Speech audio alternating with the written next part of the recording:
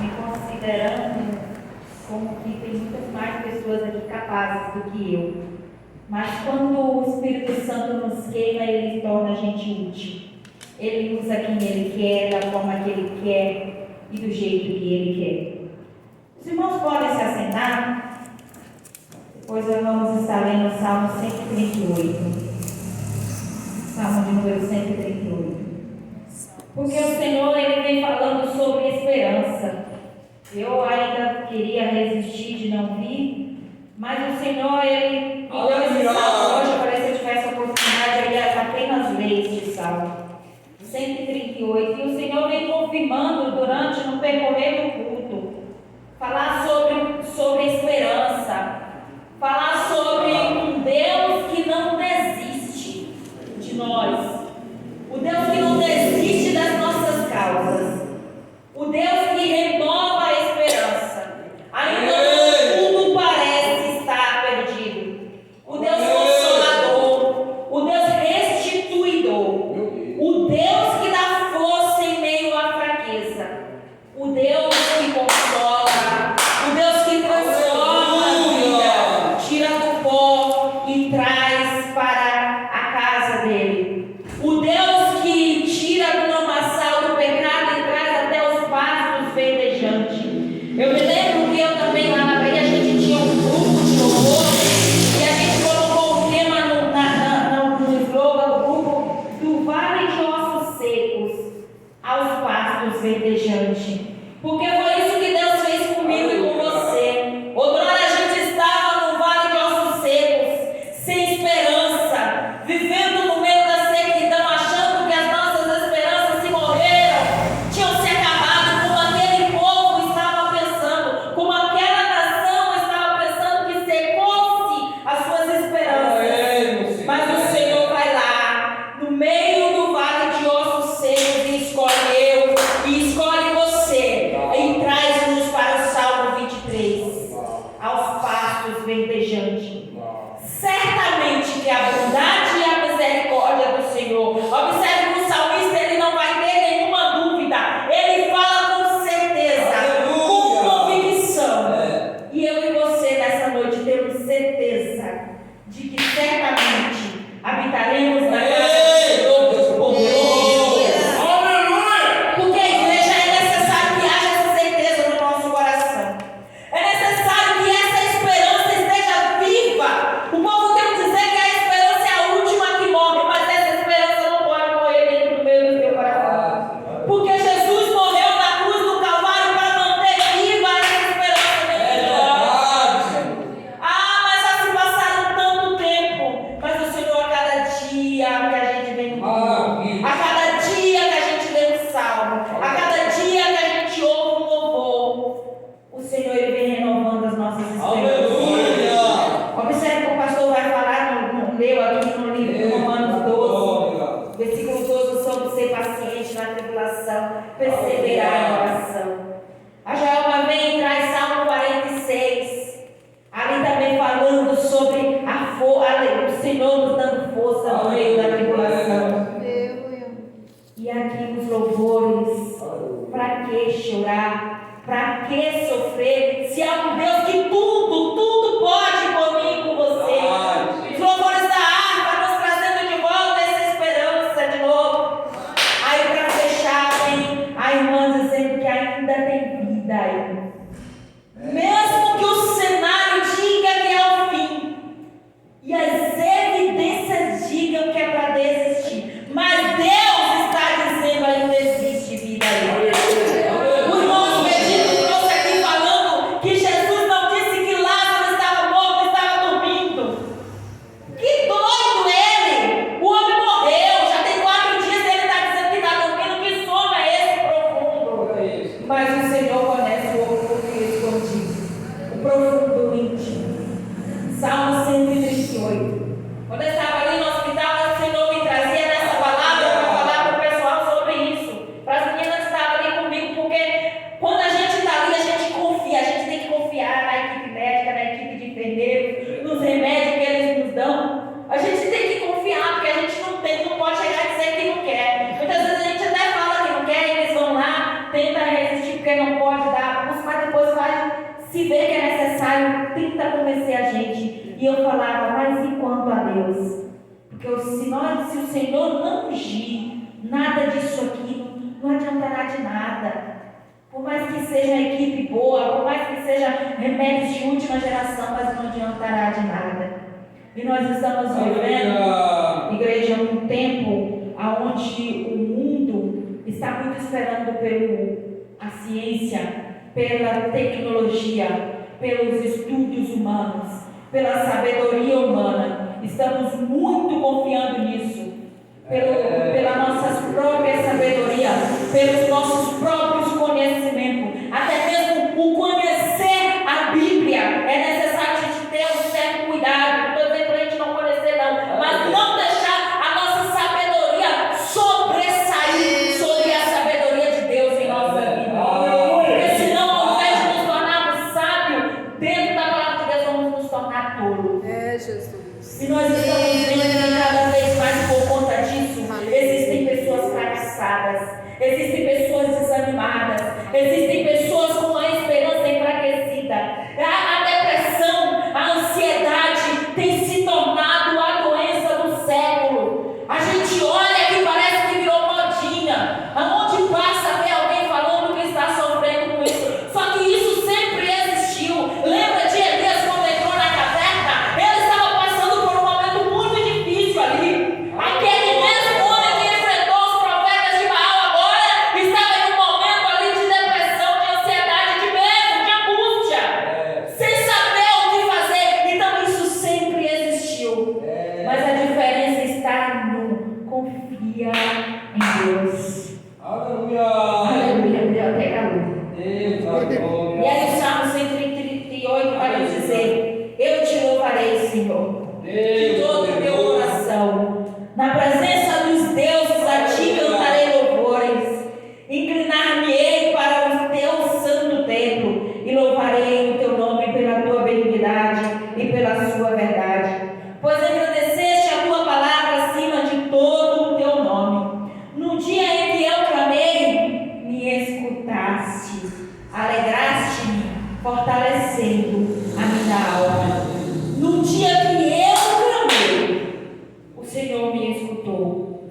No dia que eu e você resolvemos clamar a Deus, ainda que mesmo com a nossa pouca força, ainda que mesmo falando baixinho, ainda que a gente não tenha força de se levantar na sinagoga e erguer a nossa voz a Deus, mas no nosso quarto, no nosso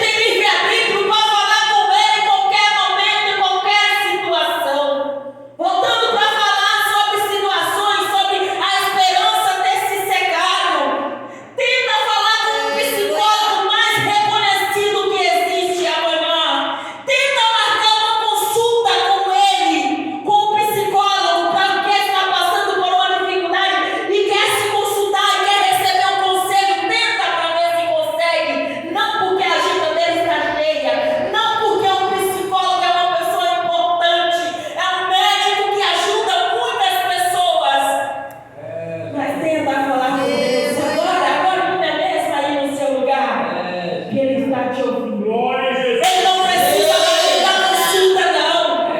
Ele não precisa de hora marcada, ele está 24 horas dizendo: filho, eu estou aqui. Quando tu gemes, eu entendo. Deus tremendo. O psicólogo, o psiquiatra é um profissional que ele estuda para entender a mente humana, para conhecer a mente humana, os pensamentos um pouquinho, porque esse poder ele não tem. Mas eles tentam entender através de comportamentos, através das falas humanas. Ele tenta ali entender. E ali ele procura ajudar, aconselhar as pessoas. E Deus, Ele não somente entende a mente humana, mas Ele entende o coração. Ele entende o sentimento. Aleluia. Ele entende a alma humana. A alma. Eu me lembro de uma palavra que vai dizer para a gente não temer o homem que pode matar a carne, mas temer a Deus que pode matar a carne. E ainda condenar a alma. Não me lembro se é bem assim que fala. Mas os irmãos conhecem bem essa palavra. Aleluia. Então, igreja, o Senhor que conhece a alma, Ele tem doutorado, Ele tem mestrado, Ele em toda a área da medicina. E Ele está 24 horas por dia disposto a ajudar aquele que procurar Ele.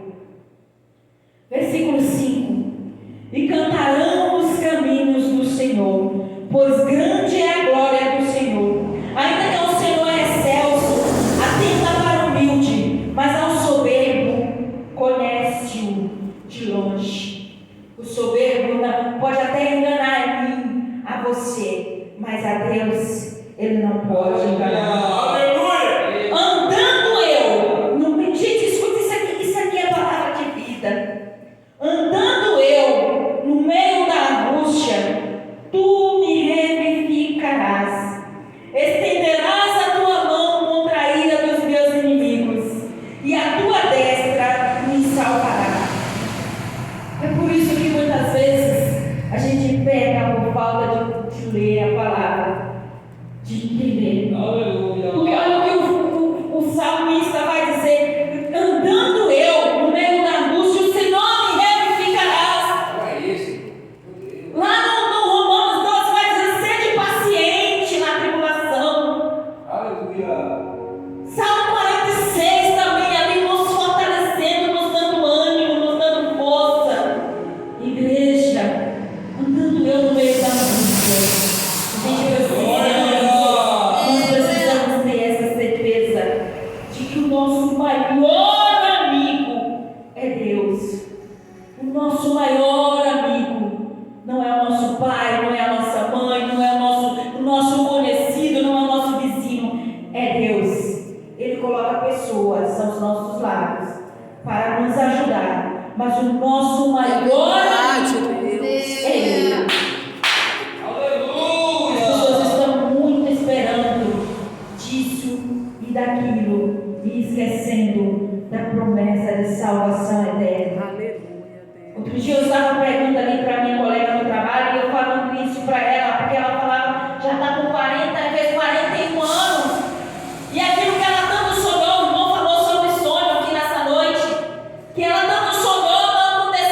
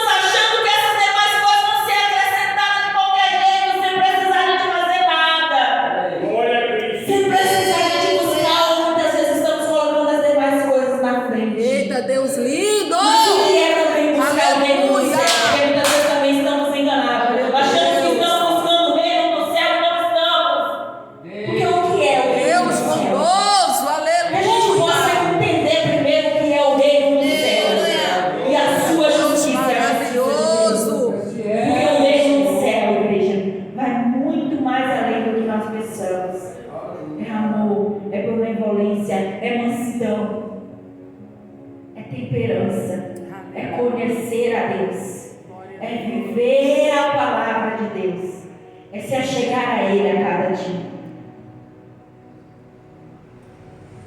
Eu fico assim, maravilhada por Deus, e cada dia eu me apego mais a Ele, porque no princípio vai dizer que era o Verbo, e o Verbo era Deus, e o Verbo estava com Deus, e o Espírito de Deus pairava sobre as águas. E o Senhor vai lá e resolve criar tudo que nós vemos. Aleluia! E Ele cria tudo, e Ele vai lá e cria o homem, cria a mulher. E um dia a sua criatura, homem e mulher, pecou contra Ele. E teve as suas consequências. Mas o Senhor não desistiu ainda. Porque o Senhor poderia ter desistido ali naquele momento. Só era dois, um casal e alguns filhos. A Bíblia não relata, mas eu já vi alguns estudos, já ouvi alguém pregando sobre isso. E sobre os filhos de Deus e os filhos do pecado, enfim. Era pouca ainda a humanidade, ele poderia destruir logo, acabar com tudo ali naquele momento e ficar só com os animais. Mas ele nos amou desde o princípio. E o povo cresceu, se multiplicou e o pecado se espalhou. Aí veio o dilúvio, mas o Senhor ainda nos amou. O Senhor ainda amou a humanidade, querendo fazer aliança através da família de Noé. E o povo foi e se espalhou também de novo através da família de Noé. E se multiplicou, mas se multiplicou também junto com o pecado. Até que chega uma época onde Deus olha e diz que não vai haver um justo. Nenhum sequer. Meu Deus, olha isso. Já pensou? Mas hoje costumamos usar mais de 8 bilhões de pessoas no mundo, mas não sabemos se é mais de 8 bilhões ou menos, enfim. Mas já pensou mais de 8 bilhões de pessoas no mundo, o Senhor olhar e não ver nenhum justo? Nenhum sequer.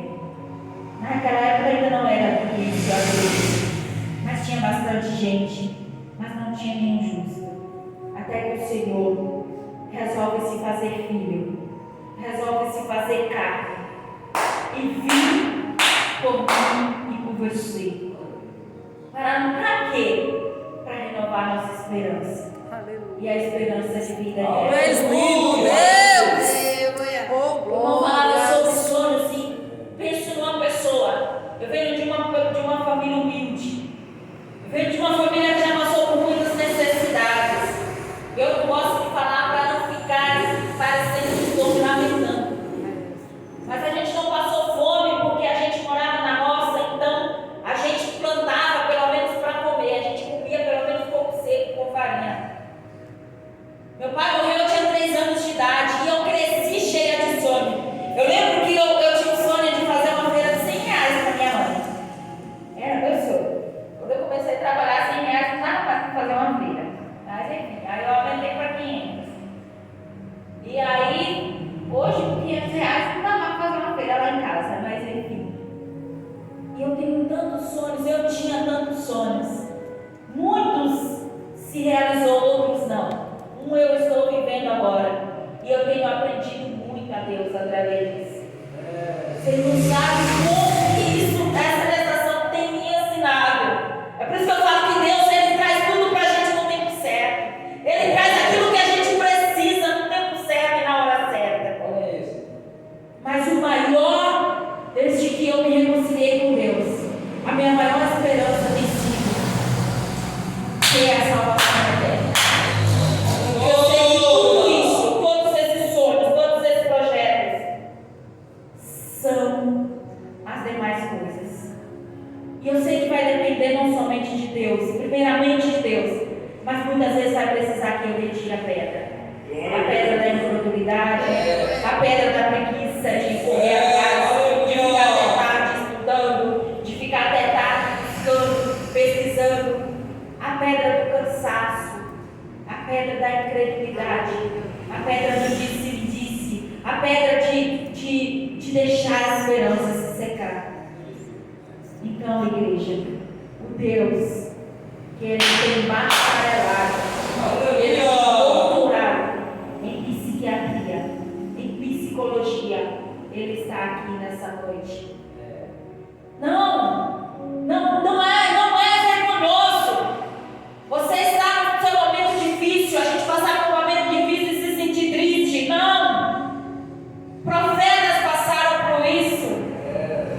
O próprio Jesus foi dizer: por que não retira de mim este cálice? Eu acredito que ali naquele momento ele estava passando por um momento muito grande de angústia.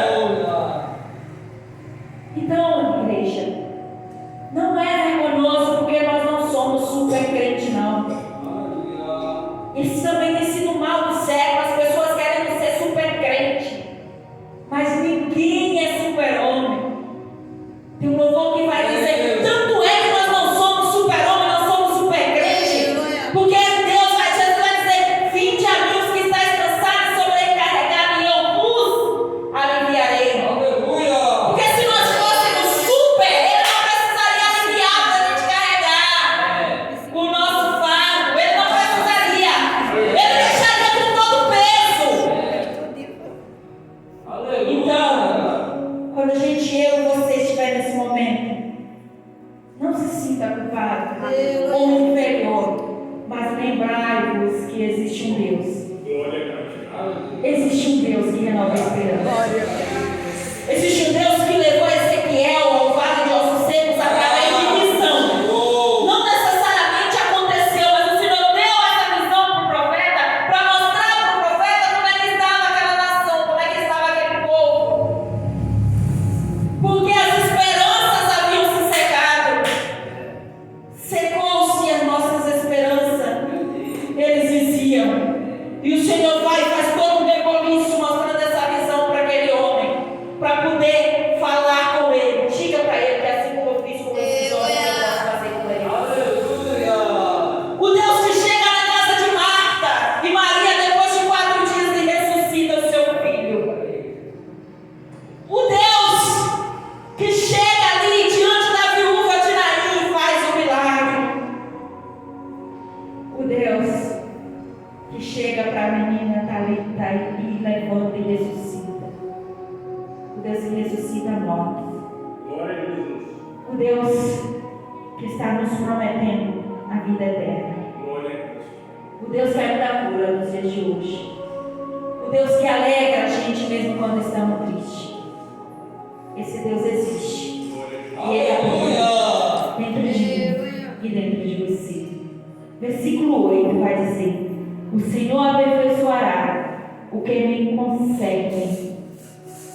A tua benignidade ao Senhor é para sempre. Não desampares as obras das tuas mãos. Fica a esperança. Uma mensagem de esperança para mim e para você nessa noite. E quando a gente encontrar alguém sem esperança, que a nossa esperança possa ser tão grande que possamos comover aquela pessoa também a ter esperança. Aleluia! Que possamos incentivar, que possamos ser influenciadores de Cristo. Nós vivemos hoje em dia, eu já falei isso aqui, mas nós vivemos uma época de influências digitais.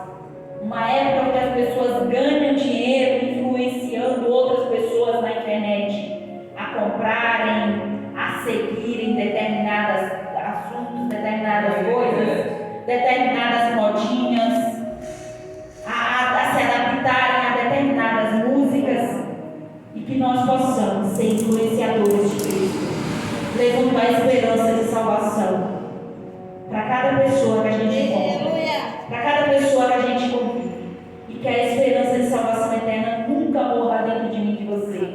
Quando isso acontecer, a gente vai passar por perseguição, a gente vai passar por tribulação, a gente vai passar por dores, por perca, por luto, a gente vai passar por tanta coisa, mas a gente não vai servir a Deus, porque vai ser a esperança de salvação que vai nos mover.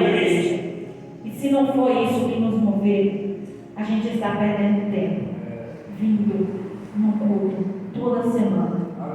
Lamento dizer, mas é assim.